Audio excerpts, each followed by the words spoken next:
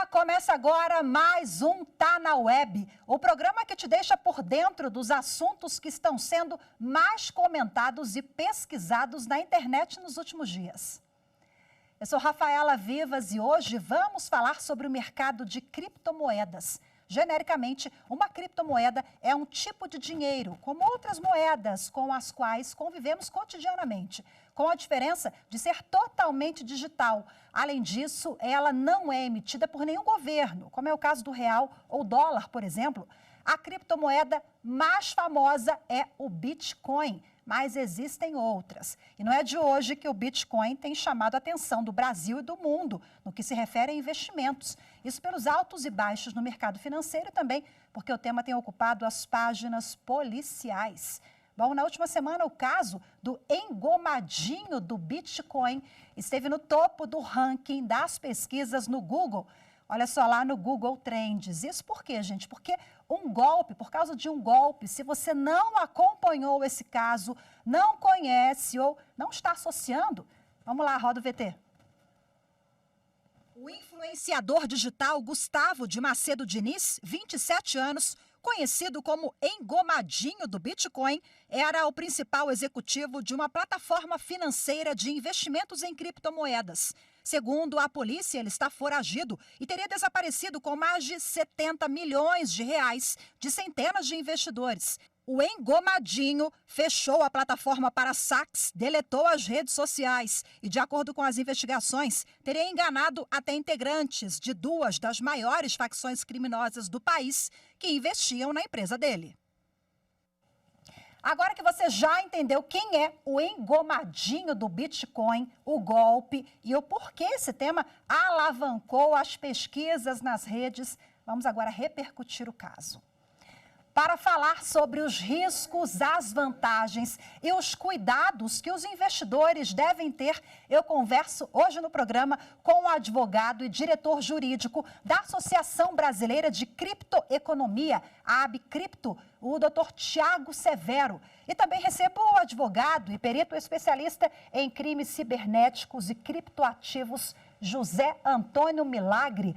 Em primeiro lugar, sejam muito bem-vindos. Obrigada pela participação dos senhores. Olha só, vou começar com Tiago Severo. Tiago, quem não conhece, esse mercado, ele é regulado por uma lei específica no país. E por que tantos golpes? Por falta de regulação? O que ocorre?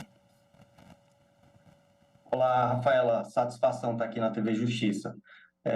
E aqui cumprimentar o colega também. O primeiro ponto que é super importante em relação à regulação, a gente tem a primeira camada da regulamentação da atividade, a gente nem está chamando isso ainda estricto senso de regulação, que o Banco Central e a CVM ainda vão definir aí as regras do jogo para essas entidades ofertarem produtos e serviços cripto no país.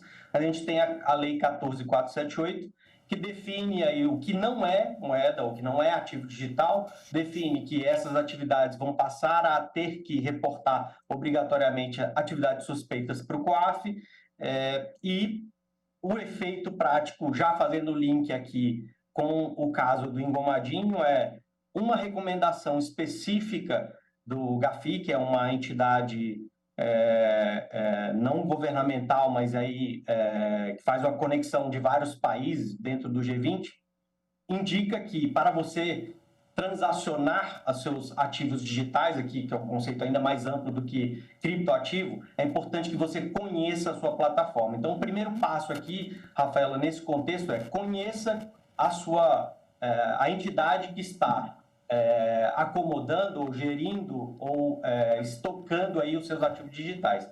E esse é um ponto de problemática se você não tem uma atenção em relação a quem estoca ou quem detém aí o ativo para você, né, esse terceiro intermediário, eventualmente poder vir ou sofrer golpes como esses e tantos outros que têm ocorrido na mídia.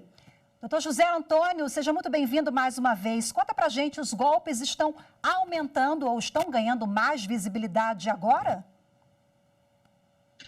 Olá, Rafaela. Olá a todos do Tá na Web. Colega doutor Tiago, obrigado pela oportunidade de voltar aqui e poder falar sobre esse tema muito importante.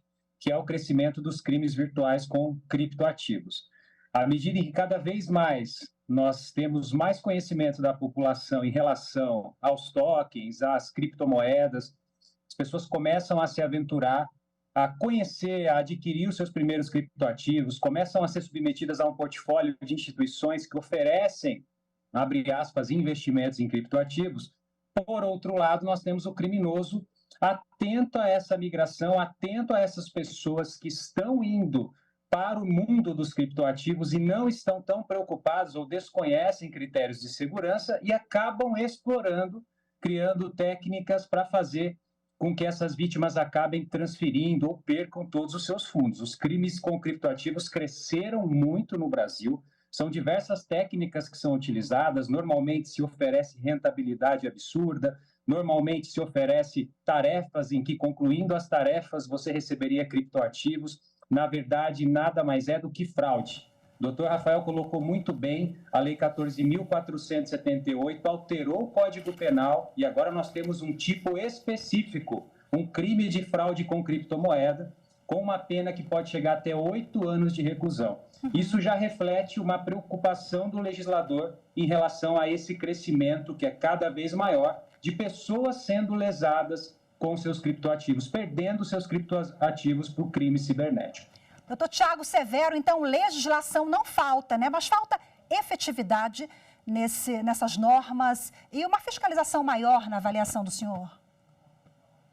A 14.478 ela dá o pontapé inicial do ponto de vista de legislação federal para dizer o que é esse mercado, né? Então, é tudo muito novo, como o senador Esperidião Amin, no contexto de passar o projeto da 4401 para a Câmara e devolver, ele comenta e fala, esse mercado é um mercado equivalente a uma criança e a gente precisa tomar conta dele como adolescente para ele não se tornar alguém rebelde. Eu lembro bem dessas palavras do senador Esperidião Amin. E aqui é importante um gancho com que o colega fez em relação a crimes. Às vezes, Rafaela, o criminoso nem detém os criptoativos. Ele diz que tem, que oferta, mas na verdade só recebeu os reais do terceiro. Então, muitas vezes acontece isso, e o que a gente aqui da associação vem se precavendo e organizando esse segmento desde 2018, né? Em primeiras interações ali com o COAF, definindo regras do jogo, conheça o seu cliente, controles internos,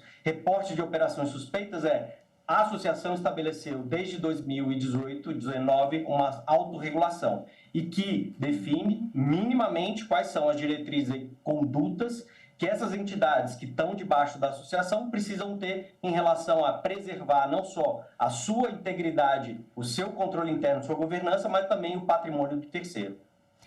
Bom, na avaliação do senhor, doutor José Antônio, essa autorregulação, ela é um plus maior, uma segurança para o consumidor, para aquele investidor? Olha, eu vejo o fator regulatório importantíssimo, embora o Tiago tenha colocado aqui que ainda isso é uma regulação de primeiro nível, nós temos uma lei, nós precisamos de regulamentação do Banco Central e das outras entidades. Coibir o crime cibernético é fundamental que a gente tenha regulação. A Lei 14.478 foi muito importante, ela incluiu que os prestadores de ativos virtuais eles devem fazer o PLD, que é o Programa de Prevenção à Lavagem de Dinheiro. A lei, além de criar o artigo 171A, que é a fraude por meio de criptoativos, equiparou esses prestadores de serviços virtuais, as exchanges, as wallets, às instituições financeiras. Então, elas devem prover a mesma segurança que um banco, por exemplo, num PIX, numa transação fraudulenta, identificando padrões anômalos, identificando invasões. Deve se submeter à Lei Geral de Proteção de Dados e, principalmente, aumentou a pena do crime de lavagem de dinheiro quando essa lavagem se der por criptoativos. A pena pode ser aumentada de 1 a 2/3. Portanto, a lei é fundamental, gera mais segurança, as pessoas se sentem mais incentivadas a investir, a comprar os seus criptoativos e, o mais importante, sabendo que tem a quem recorrer em caso de uma fraude. Muitas exchanges internacionais que aqui estavam para ganhar dinheiro não tinham um ponto, não tinham uma sede, uma sucursal. E o regulamento caminha para que essas empresas se constituam formalmente no país. Então, a vítima, quando tiver uma invasão da sua exchange, da sua wallet, não vai fazer como hoje, extremamente difícil a investigação, mas ela vai poder recorrer juridicamente e buscar a responsabilização, se comprovada, dessas entidades. Portanto, a regulamentação, na minha visão, é muito benéfica, gera mais segurança e estimula o setor. Doutor Tiago, agora uma curiosidade, né? Essas pessoas que acabam fazendo fraudes, cometendo ilícitos dos mais variados, nós demos o exemplo do tal do engomadinho, né? E temos também faraó dos bitcoins. Enfim, eles se valem desses nomes, desses apelidos. É o quê? Para ganhar seguidores, porque muitos são influenciadores, ou apenas uma coincidência? Não, é excelente, Rafaela. É sempre aquele que busca cometer algum ilícito, ele procura algo que seja atual, né, como o colega aqui comentou, para eventualmente fraudar aí o recurso, o patrimônio, propriedade intelectual, bem, dados, etc., do terceiro. Então, de novo, aqui da associação que a gente vem criando são lastros de segurança, de conduta, controle interno, governança dessas entidades, para que elas, no mínimo, tenham CNPJ no Brasil, como o doutor colocou bem, no mínimo que elas protejam o dado do terceiro. O LGPD tem status constitucional, o artigo 3º diz que vai atrair a legislação brasileira quando se ofertado aí para brasileiros. Então, é super importante que não só a parte de prevenir crime, fiscalizar, mas também regularidade mínima dessas entidades no Brasil. Acho que um ponto importante, Rafaela, que vai converter em efetividade, pelo menos na nossa leitura, é quando o Banco Central definir as regras do jogo para processo de autorização, vai ficar fácil do consumidor entender assim, eu estou transacionando em uma plataforma com autorização do Banco Central, minimamente estará em um ambiente seguro. Zé Antônio, é difícil mesmo para o consumidor identificar, para o investidor perceber que está caindo numa cilada ali, ou tem alguns indícios, e quais indícios são esses de que algo está errado, acendeu ali o sinal amarelo, o botão vermelho? Olha, quando nós falamos de blockchain, de smart contracts, de tokens, de criptoativos, nós temos mais de 65 mil tokens. É muito difícil hoje você ter ferramentas para 100% assegurar que você não está sendo vítima. Mas existem alguns indícios importantes. Então, é muito importante que você desconfie de investimentos, de propostas de investimento com criptomoedas de altíssima rentabilidade diária. Desconfiar também dessas aplicações que dizem que vão trabalhar os seus criptoativos e te dar algum retorno.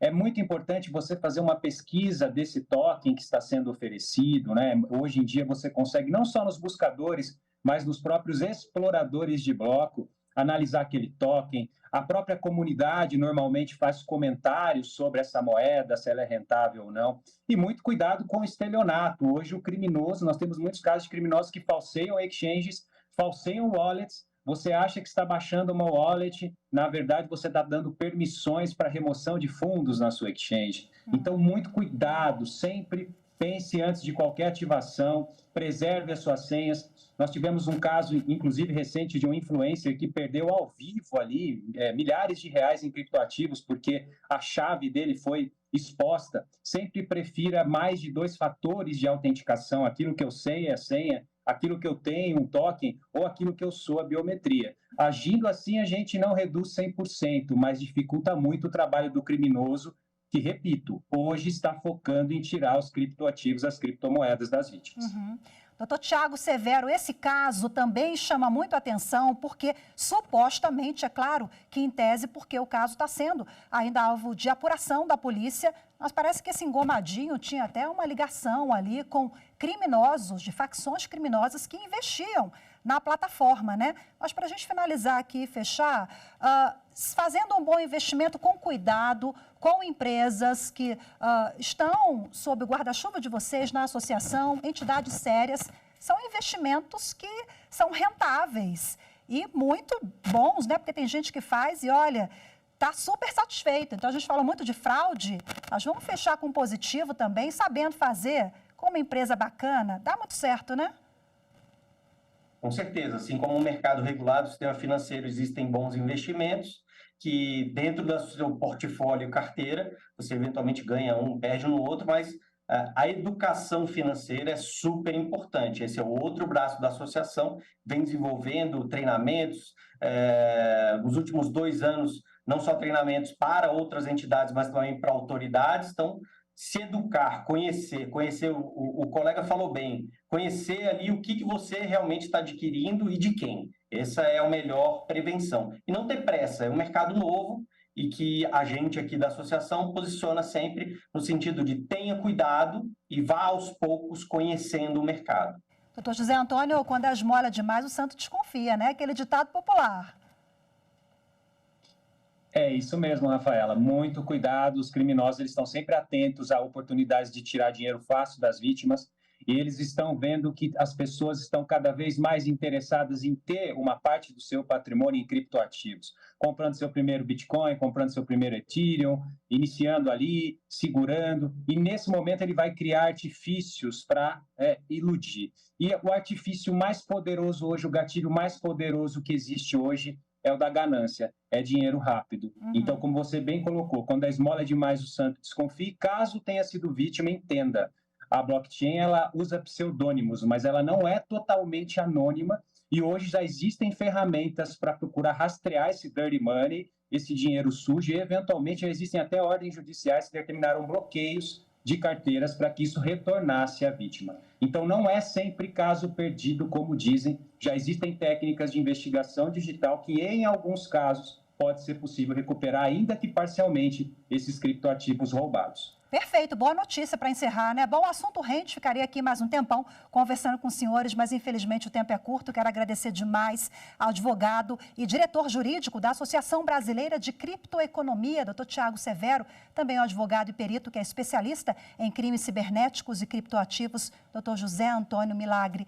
Boa tarde para os senhores e até a próxima, viu? Bom, agora vamos voltar às telas e dar uma olhada em outros temas que estão sendo buscados no Google Trends. Vamos dar uma olhadinha? O mês de setembro, ele começou com a campanha Setembro Amarelo bombando nas redes sociais. Foram mais de 50 mil pesquisas. Setembro Amarelo. E por quê? Essa é uma campanha, gente, muito potente que salva vidas. É uma campanha de prevenção ao suicídio e que tem uma página na internet com o serviço. Nós também temos uma tela, vamos mostrar para você, olha só. É o site setembroamarelo.com. Você encontra artigos, telefones, vídeos e onde procurar ajuda. Portanto, compartilhe Setembro Amarelo, mês de prevenção ao suicídio. O que mais bombou tem outros assuntos também. Vamos dar uma olhadinha, uma mudança relativa ao MEI, microempreendedor individual. Outro assunto que esteve ali entre os mais pesquisados. Por quê? Porque a partir do dia 1º de setembro de 2023, o MEI passou a ser obrigado a emitir a nota fiscal de serviços eletrônica. O objetivo desse documento digital é registrar as operações de prestação de serviços. O contribuinte pode fazer o login via integração com aquela plataforma do governo federal, a plataforma Gov.br. Fica mais fácil assim. Mas quem vai emitir pela primeira vez é bom pedir a ajuda de um contador, viu? É isso agora, vamos fazer uma rápida pausa. Voltamos já, o Tá na Web volta em instantes, fique com a gente.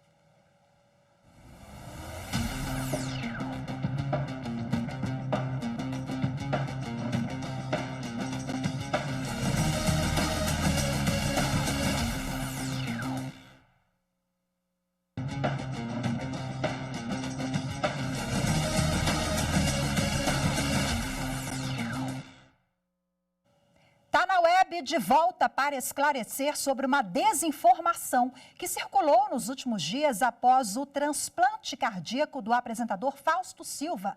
Faustão se submeteu ao procedimento no último dia 27 de agosto. E aí o assunto deu o que falar, serviu para repertório de muita fake news. Vamos esclarecer agora mais uma vez.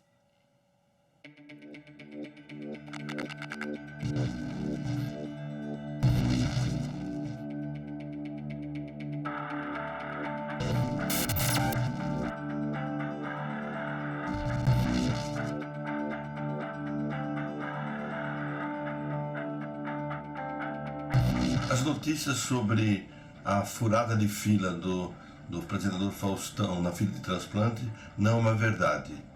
Não é uma verdade porque nós temos um Sistema Nacional de Transplante muito rigoroso, que foi desenvolvido com o apoio das sociedades médicas, da Academia de Medicina, quer dizer, das universidades e da comunidade de uma forma geral, onde critérios rígidos são muito estabelecidos. Esses critérios são baseados no quadro clínico do paciente, no momento do paciente, quer dizer, se ele está numa UTI, se ele está com insuficiência renal, se está sendo dificuldade de tratar com a medicação básica, então sendo necessário algum tipo de medicação mais incisiva. E com esse quadro clínico, o paciente varia na fila, da posição primeira para a segunda, para a 10ª. O Sistema Nacional de Transplante brasileiro é um padrão mundial de excelência, deve ser respeitado, não deve ser questionado, mas as pessoas podem ficar tranquilas que não houve de forma alguma transgressão na sequência, na colocação desse paciente na lista de prioridade para receber uma doação de órgãos, no caso, o coração. E sobre esse tema, agora nós vamos avançar com algumas questões jurídicas com o advogado Fabrício Reis, que é especialista em saúde. Seja muito bem-vindo, doutor Fabrício. Muito obrigada pela sua participação. Vamos às questões jurídicas. O Brasil já tem uma legislação há alguns anos, né, que regulamenta essa questão dos transplantes. E essa lei, ela trata sobre vários aspectos. Eu gostaria que o senhor elencasse os principais que versam sobre o comércio de órgãos, né? Antes dessa legislação, até que era comum no Brasil, essa legislação, ela vem ali, coloca um ponto final, com muito rigor, e outras questões também. Seja bem-vindo mais uma vez, esclarece para a gente. Agradeço o convite, é sempre uma grande satisfação estar aqui com vocês, podendo colaborar com o debate. Aqui, de fato, no Brasil, nós temos uma lei que ela é bem rígida, de fato, é a Lei 9434 de 97, então já é uma lei antiga já, né? E que ela tem funcionado muito bem nesses últimos anos. Aqui no nosso sistema de saúde brasileiro, o Sistema Nacional de Transplantes, ele é unificado junto ao SUS. Isso não quer dizer que hospitais particulares possam fazer transplantes, né? Mas o que significa que todo o controle, todo o registro, todo o trâmite, o processo, ele vai necessariamente passar pelo SUS, pela fila única, inclusive. É uma fila que ela é nacional, é uma fila só, e que tem uma série de critérios e mecanismos para se evitar fraudes, para se evitar, né, furada de fila, como é o caso da fake news de hoje, né? Então, é um sistema muito robusto, como o entrevistado anterior também falou, referência mundial de eficiência, de transparência e de eficácia também. Bom, nós temos um fenômeno hoje relacionado à judicialização da saúde. Doutor Fabrício, nesse tema relacionado ao transplante, quais são as principais demandas que são judicializadas e se realmente isso ocorre? De fato, ocorre, tá?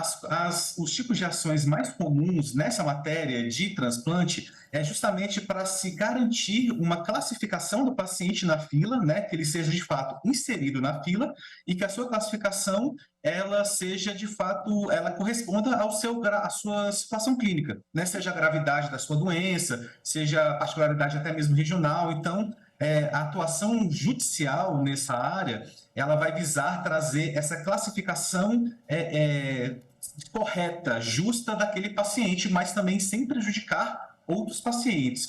O judiciário, não apenas na parte dos transplantes, mas também na regulação do SUS, né, que são as filas do SUS também para outros tipos de tratamento. O judiciário toma um cuidado muito grande de se evitar essas iniquidades, essas injustiças que pessoas que tenham acesso a grandes bancas de advogados, que tenham poder econômico, possam passar à frente de outras pessoas. Então, o que o judiciário faz é isso, é que o paciente ele tenha garantido a sua inclusão na fila e que a sua classificação seja de acordo com a sua realidade clínica. Perfeito. E esse assunto, né, está no radar, doutor Fabrício, dos advogados, porque o senhor, inclusive, participou recentemente de um seminário, um congresso sobre transplantes. Transplante de órgãos e o direito. Conta pra gente o que os advogados estão discutindo sobre esse tema, doutor Fabrício. Então, eu estou vice-presidente da Comissão de Saúde da OABDF e organizei esse evento junto à OAB e junto ao pessoal do ICDF, que é uma das referências de transplantes aqui em Brasília, né? E a ideia desse evento foi justamente para trazer à luz essa temática, porque é uma matéria muito importante que afeta a vida de milhões de brasileiros, mas que nós não vemos uma grande discussão a âmbito nacional, a âmbito jurídico, inclusive. A gente não se vê tantas discussões entre advogados, muitos simpósios ou eventos sobre isso. Então, acabou que foi uma coincidência, né, a ocorrência desse evento e logo depois a história, né, envolvendo o apresentador, que acabou sendo muito próximo, né, de datas. Mas é isso, a ideia foi justamente trazer à luz essa temática, porque é uma questão que levanta muitas outras fake news, né? Levanta muitas lendas urbanas, muito mal entendidos, na verdade, justamente pela falta de discussão aberta e ampla dessa matéria, de conhecimento da própria lei e também das notícias e achismos que circulam tão rapidamente na internet. Perfeito, a informação é muito potente, né? A informação, o diálogo, esse congresso certamente foi muito produtivo. Parabenizo o senhor pela organização, pelos debates e muito obrigada também pela participação aqui. O assunto rende, ficaríamos mais um tempão, mas infelizmente o tempo é curto. Muito obrigada, viu? Até a próxima. Até a próxima, agradeço mais uma vez o convite e estou à disposição. Bom, a gente falou aqui do apresentador Fausto Silva, o Faustão. Ele gravou em suas redes sociais um vídeo depois do procedimento dizendo que está muito bem e agradecendo a família do doador. Vamos ouvir. Comunicações. A primeira, agradecer as manifestações de milhões de pessoas rezando, fazendo mandingas, torcendo pela minha recuperação. Estou com a voz ainda assim, porque eu fui entubado, mas está recuperando. Já estou andando. Terceiro dia depois que eu fui operado. Esse gaioto é um monstro. Não sinto nada, nenhuma dor. Estou completamente recuperado. Para que todo mundo tenha a certeza do que é o transplante. Pra vocês terem uma ideia, dos 200 e poucos transplantes, 60 pessoas esperaram menos de um mês. Eu dei sorte também nessa fila. Outra coisa que é importante, fazer um agradecimento especial ao José Pereira da Silva, pai do Fábio, que teve uma grandiosidade incrível, uma generosidade absurda e proporcionou que eu continuasse vivo. Eternamente grato ao José Pereira da Silva, um homem simples que teve Eu fico emocionado porque ele me deixou a chance de viver de novo. Muito bom esse vídeo do Faustão agradecendo a família do doador. Você que nos acompanha, doe órgãos, comunique à sua família. Desejo saúde ao Faustão, Fausto Silva e a todas as pessoas que estão na fila agora aguardando por um transplante ou fizeram o procedimento recentemente. Hoje ficamos por aqui. Muito obrigada pela sua companhia. Lembrando, não deixe de seguir a gente nas redes sociais, pelo @Rádio e TV Justiça. Também estamos no Instagram, Twitter, YouTube e Spotify.